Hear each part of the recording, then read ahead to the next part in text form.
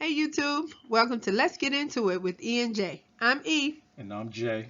My husband and I decided to do this podcast because we've been together for 18 years. We've been through a lot of shit, so we got a lot of shit to say. Our channel is a different perspective on relevant hot topics of today. So basically something different. So let's get into it. Hey everyone, hey YouTube. Well, E and J is back in the building Yes, again. yes. Before we get started, let's go ahead and shout out our brother, Black Anonymous. Yo, peace, King. How about Black Anonymous constantly in the comments, giving all kind of good advice, giving all kind of good perspective. Yeah. Thanks, Black Anonymous, for what you do. I wanted to make sure I shouted you out. Yeah, peace to the God for all your positive comments. Yes, yes. Appreciate you, dog. Well, we're going to switch gears today. We're not going to be talking about Umar, because Umar ain't doing nothing, is he? He probably sleep. Ain't no telling. I'm getting tired of that nigga. Anyway. Yeah. He done the most he could do. I think he's just tired. There's plenty of other shit to talk about. Exactly. So that's what we're going to do today. We are going to talk about Robyn Crawford. She has written a book called A Song for You, My Life with Whitney Houston. This was on the Today Show the other day. I just had to make this video because, I don't know, it made me feel some kind of way. And here it is. Robyn Crawford was by Whitney's side from the beginning, a trusted companion during her epic rise and heartbreaking fall. They were best friends, roommates as well, and rumors swirled for decades about whether they were also secretly lovers. Well, now, Robyn Crawford is finally answering everything in a new memoir. I watched her rise to the top of her game, and I felt compelled to share who that woman was behind all the fame. Robyn Crawford was by Whitney's side every step of the way as rumors about them swirled. Everyone knows the tragic story of Whitney Houston, the superstar. But this is the story that no one else knows except you. Why share that story now? I never envisioned speaking publicly about my life. And then I asked myself the question, what would Whitney want? Would she understand, the time is now? For the very first time, Crawford is now opening up publicly about their relationship in her new book, A Song for You. We were intimate on many levels. And all I can say was that it was very deep and we were very connected. They first met when Whitney was just shy of 17, Crawford says. Soon, they were inseparable. When did this friendship, this partnership, when did it turn into something more? Our friendship was a deep friendship. In the early part of that friendship, it was physical. Who knew about the romantic aspect of your relationship with her? I would say no one. It was ours. Crawford says their physical intimacy stopped before Houston became a star. She said, I don't believe we should be physical anymore. The music business was a world that we were learning, and we didn't want anything to interfere with where she was going. Were you sad? Were you angry? Were you disappointed? I just felt that I wouldn't be losing much. I still loved her the same, and she loved me, and that was good enough. They remained best friends and housemates for years, Crawford says, and she became Houston's closest confidant and point person. A lot of folks will see this and they'll probably ask, how do I know she's not making all this up? I can't even get into that. I mean, some people may feel that way. Hopefully they won't. What's the family say about that? Not much. The family has not responded to our request for comment. But it was a fascinating conversation. It's been a couple of hours with Robyn Crawford. Did they remain close as Whitney's life was, kind of coming to an end? No. In fact, when Whitney died, they had been estranged for a number of years. She was Whitney's creative director. That was her last official position. And when Bobby Brown came into the picture, Robyn was sort of forced out. She talks about that in the book as well, what led to that. She spends a fair amount of time talking about the addiction as well, the drug addiction, how that started. Whitney Houston was using cocaine at the age of 14. Robyn was using with her at some points on the road as well. And when Bobby Brown came along, she says that didn't help matters. But it's a fascinating read.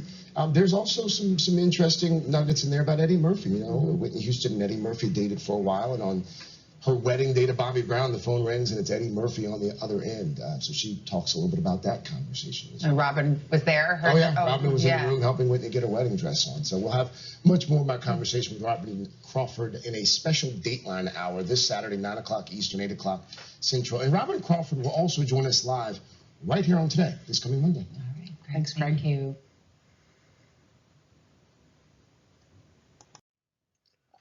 Okay. Well, yes. It seems like she liked to suck cock. God! She liked to eat some carpet. I mean, that's nothing new under the sun. I mean, you know what? I was not ready. I was not ready. What's going on these days. I was not ready for that, sir. That's what floated her boat. Okay. I was not ready. Rest in peace to Whitney Houston. Yo. Okay. Well, you know what? I want to say this. I have watched several videos where people are so angry with Robyn Crawford for telling this story or telling her side of what happened between her and Whitney Houston. I don't get it. Why are you mad? What's wrong? I mean, there were rumors from day one. We all heard that maybe Whitney Houston was gay or she was bisexual or something like that. But why is this so damning and you're so mad? Let Whitney rest. She resting. Whitney Houston was cool with this lady. All I got to say is, I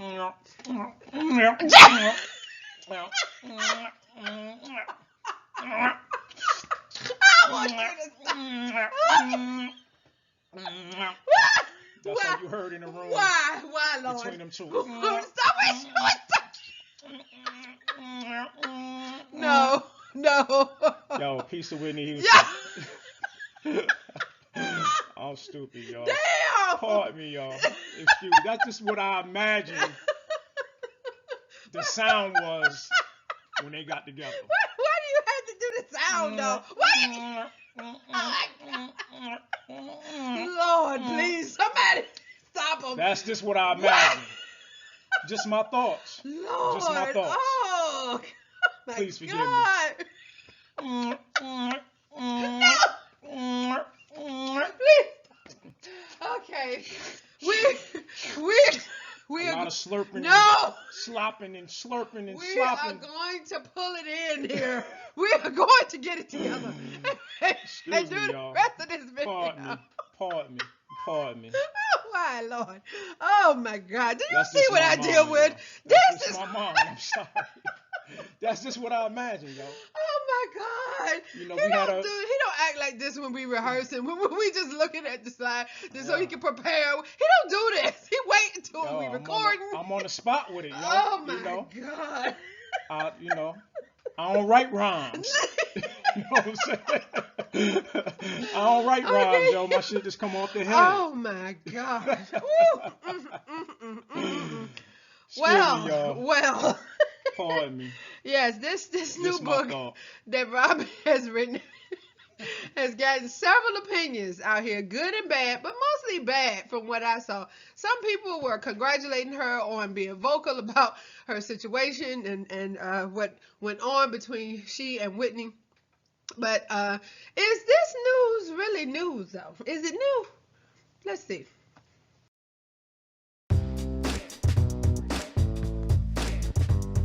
Bobby Brown tells all in an exclusive interview with us all about his new book, Every Little Step. To give us the scoop is Us Weekly Entertainment Director, Ian Drew. Hey, Ian. Hi. So this is big news. It is earth-shaking news. There were a lot of revelations in the book that no one has ever heard before, and Bobby spoke to us about them as well. Big-time revelations about his marriage to Whitney Houston, most of all. He describes one episode where he was so high on drugs that he fell over, and Whitney actually grabbed the drugs out of his hand and did them herself. And he actually suffered from a stroke when that happened, right? Yes, he suffered from a stroke and he was okay, but he talks about how the first time he saw Whitney doing cocaine, they had actually been smoking marijuana up until that point. And then it was at their wedding. He walked in, saw Whitney doing the cocaine, and the drug use escalated after that. It got even worse after daughter Bobby Christina was born. And he says Bobby Christina was witness to all of it. Right, and then he also talks a lot about Bobby Christina's death, right? Yes, he talked about how heartbreaking Bobby Christina's death was and that he could have saved her, he tried. She really pulled away from him, and he found it very disturbing when she ended up calling Nick Gordon her boyfriend all of a sudden and claiming she was married to him, but then she admitted to Bobby she was not married. He also says he never went to her grave. He does not believe. Yeah, he does not believe in going to grave sites. He thinks it's scary and spooky. He doesn't even go to the grave sites of his mom, his dad, and his close friends who have passed away. So interesting. The other revelations about Whitney that were very shocking, in particular, were that she had an affair with Tupac Shakur. I know. When I read that, I was like, "Whoa! I can't believe that." Yes. And it was while they were married. And it was while they were married. Bobby says that both of them cheated on each other throughout the marriage. He also confirms rumors that Whitney was a lesbian and had a sexual relationship with Robyn Crawford, her best friend and assistant. He says they were married and he knows. They discussed this, so it was true. But he does think that Whitney was bisexual, obviously, because she was very attracted to him and he's a man. Yeah, and he also talks about his relationship with Janet Jackson too, right? Yes, shocking stories about Janet Jackson and Madonna. He says that he dated Janet Jackson while she was with Renee Elizondo Jr., who became her future husband. They actually met up in hotel rooms, and they broke up in a hotel room when Janet admitted to him that she was loved him, but was not in love with him, and that's because her father would not allow her to be with a black man. Bobby was so infuriated, he told us he exploded and kicked her out of the room while she was naked and shut the door on her. Unbelievable. And probably one of the biggest surprises of all is that Bobby Brown had sex with a ghost. Yes, not only that, he ate cocaine chicken. Yes, these are two of the really interesting stories that he talked about to us that were in the book. He did talk about having sex with a ghost in a haunted house that he lived in Atlanta that he had gotten from a porn director. Yes. And one night he woke up and he said a white woman was just straddling him and it felt exactly like because he had sex. mirrors on his ceiling. So even the dead wanted to have sex with Bobby Brown at the height of his fame. He also talked about a story from when he was a kid, when he went to go make fried chicken using some flour he found in the kitchen, and it started tasting funny, and then his mom came home and realized he had taken the cocaine that she was selling and cooked the fried chicken in it. It's insane. Yeah. It's crazy. It is a must read. It is a must read on many levels. Definitely. Yeah, well, it's our cover this week. It is. Well, thank you, Ian, so much. And for much more on Bobby Brown, make sure you keep it right here at usmagazine.com.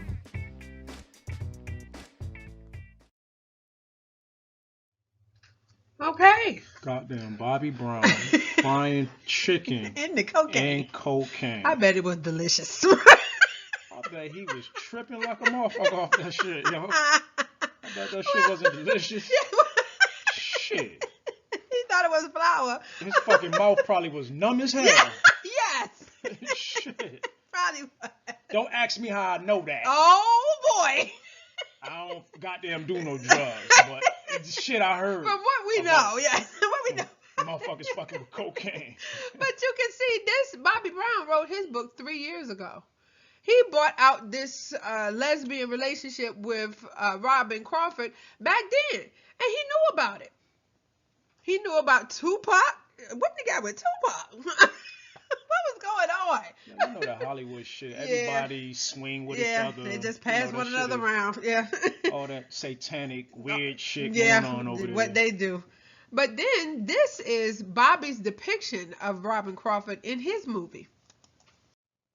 Hey, YouTube, I got a flag because I had the actual movie here. We were going to look at Bobby's depiction with the actual Bobby Brown movie clip. But Viacom said hell to the no. They flagged my shit. So we're going to do it this way, a little more creative. Check it out. Hey, baby, look what I made you. I know you're gonna love this. Oh, hell to the no, Bobby. No, you didn't, boy. It's so good, man. Yeah, I guess you was right. Oh, boy, can burn. Robyn, what the hell you doing? That was my plate. You just grab shit now without even asking? All right, Negro, go cry somewhere else. Bitch, this my house. You go somewhere else. Baby, come on now, Bobby. She was just joking. No, I wasn't. I wasn't joking. Nigga, you got me fucked up. I ain't going nowhere, motherfucker. This is Whitney's house. Paid for with Whitney's money. You just a moved-in boy toy. No, bitch. You got me fucked up. I'm Whitney's husband. What's mine's is hers, and what's hers is mine's. You ain't nothing but a goddamn guest hole.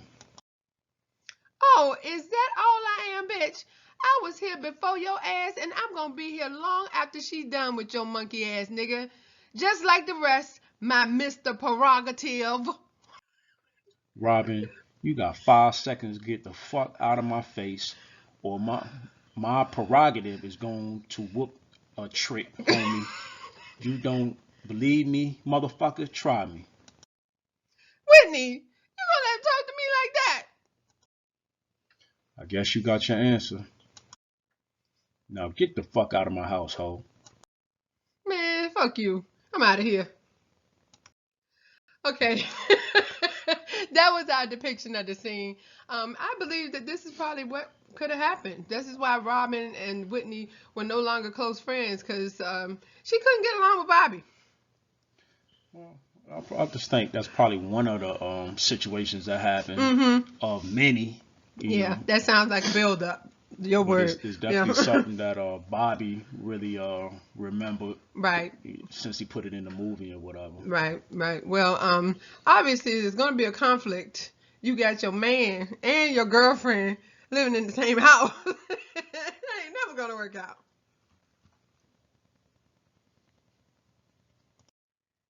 Well, damn. Yeah, clearly something Well, damn. was jumping off between the two. You gonna let him talk to me like that? Okay. Hey, yo, you ain't gonna guess what I'm doing right now. Stop. He had a stroke. Stop. Leave Bobby That's the alone. Bobby Brown jaw I'm doing. He said, leave Bobby alone. The Bobby Brown jaw, yo. Leave his jaw alone. He had a stroke. Poor Bobby that had a stroke. Well, as you can see from his depiction, those are his thoughts that went into his movie. He knew that something was going on between Robyn Crawford and his wife, Whitney Houston. So, all of these years, we've been thinking Bobby Brown was the devil. He turned Whitney out. He got her strung out on drugs. But, so maybe now Bobby Brown ain't the devil after all. Okay, stop. I want you to. I got a Bobby Brown jaw. You should see how he looks. Stop it. Bob has been the man for a long time. He ain't the devil? No, Bob ain't the devil. Bob is not the cause of all of this. Bob is a victim here. Really, actually, he's like a bystander. He was like somebody that just was included in Whitney Houston's life. What did I say? Whitney Houston. Yeah, Whitney Houston's life. He is not the focus. The focus was really Robyn Crawford. Yo, that shit actually hurt my jaw doing that See? shit. That's what you get. Shout out to Bobby Brown, yo. Yes. Peace. Also, maybe Whitney Houston wasn't an innocent angel either. Maybe she was Shorty from Fred Sanford. Aunt Esther. Esther. She do look like it right there. But there is no blame to be put on nobody here in this situation. If you want to blame somebody, let's talk about the fact that Robyn Crawford was a real part of these people's lives. She's in their wedding photo. Look at that. Yes, this is it means She was something. there. She was there. She been there from day one. She was there before Bobby.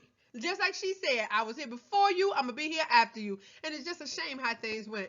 But if you want to blame somebody, let's blame the music industry. The music industry intervened in this situation because it seemed to me that Robyn and Whitney was happy. Well, shit. Whitney Houston could have got a damn regular job. Oh. Yo, these Hollywood, Come on. niggas going to show business, yo. Yo, you gotta take the good with the bad with that shit. Well, yo. listen, if they could, If you can't handle that shit, get a regular goddamn job. But the thing of it is, the time frame of this is the 80s. It's not like now. Every woman in Hollywood got a girlfriend. I mean, it's a bunch of them, and it's accepted. Yo, this homosexual shit is nothing new under the sun. No, not at all. It's more open now. Right. But shit. This is what caused the rift in their relationship. And I believe Robyn Crawford up to a certain point. I believe they had a real relationship. It was deep and all of that. But I don't believe they stopped being physical just because she was famous. You in love with somebody, you around them every day. Come on now. But my thing is, for the fellas, women got assholes too. And for the women, oh damn, a man can eat your coochie Oh. as well. See, okay, we ain't. That's all I mean, just my thoughts. Just my thoughts. Your thoughts is But whack. whatever floats your boat. Don't let me get in your way. Okay. But not only the music industry, we can look at this. Her family. This Christianity that she was brought up in. Her mother is a gospel singer and her dad is a reverend. So they look down on this type of behavior. They already told her. At one point, I think Sissy said, I will disown you if you live a lesbian lifestyle. This is deep. It's too much.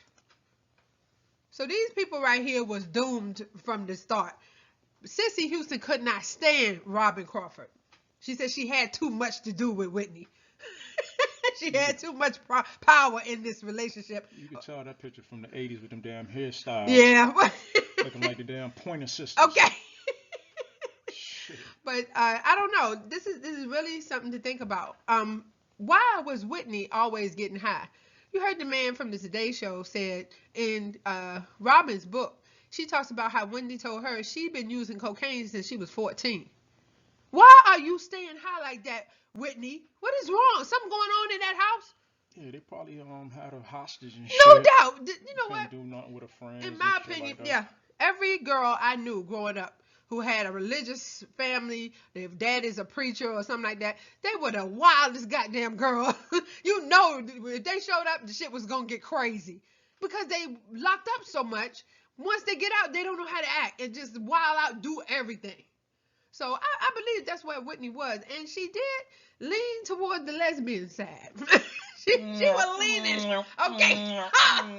No more of that. Please stop it. God A lot damn. of smacking, sucking, and See, slurping. I'm trying to get serious. About this. A lot of smacking, slurping, Oh, smacking, slipping, damn. and slurping. She like to do that. I'm sick of Slurping you. and I cannot. licking and slurping. Man, please stop it. Because this is not a laughing matter for real. I know we laugh at everything. We do. But this is a serious thing. Whitney Houston is dead. Her poor daughter is dead. Could this have been prevented if she had been allowed to be herself? If people were not intervening in her life and her relationships and she could have found happiness with this lady right here? I think so. Check this out. Bobby Brown said in his book, Every Little Step, I really feel that if Robyn was accepted into Whitney's life, Whitney would still be alive today. That's Bobby Brown said that. That's why Bobby has gotten a bad rap. Bobby is a good dude. And he probably felt like, okay, you know what? Maybe I'm not the best thing here because I'm just riding the wave. I'm going along with you. We got a ton of money. We can buy a ton of cocaine. And that's what they do. So, yes. And that was not good for nobody. Cocaine is a terrible drug. Yes, it is. Then you got to get off that narcotic. Okay. But yeah, I want to shout out to Bobby Brown Robyn Crawford, all of the people who are supporting this lady and who are supporting Bobby Brown. You know what? I got to give it up to you guys because these people have told the truth throughout, and this lie that Whitney Houston was living caused her demise. It's just in my opinion. This is what this was. I think Clive Davis and them got a hold of her ass a little bit more deeper. Yeah, We that too. We ain't We gonna gonna spit get on into that. that. Ain't gonna get You know what into I mean? You know what I'm talking about. Yeah, you know that. So, if you enjoyed this video, please take the time to like, subscribe, comment, and share. And hit that bell for new video notifications, please. Also, if you are so inclined, please donate to our channel at PayPal. Also, if you are so inclined, please donate to our channel at $ENJ Podcast #1. That is $ENJ Podcast #1 at Cash App. And you know, you ain't nobody obligated, but if you got a couple of dollars in your pocket from the church service and shit, you gonna give the pastor all your money. Hit a nigga and a sister with some couple of quarters or whatever. If you ain't broke from church, you know what I'm saying? You can donate. Or if you ain't spend all your goddamn money in the club or whatever. If you haven't donated all your money to Umar Johnson, please, if you are so inclined, please donate to our channel. And we not gonna build no school. We not gonna scam you, and we not gonna call you trifling ass Negroes. You are not obligated. No. This is on a volunteer basis only. We appreciate it. Just know that. Yes, thank you. You've been listening to Let's Get Into It with E and J. Bye. Bye, bitch.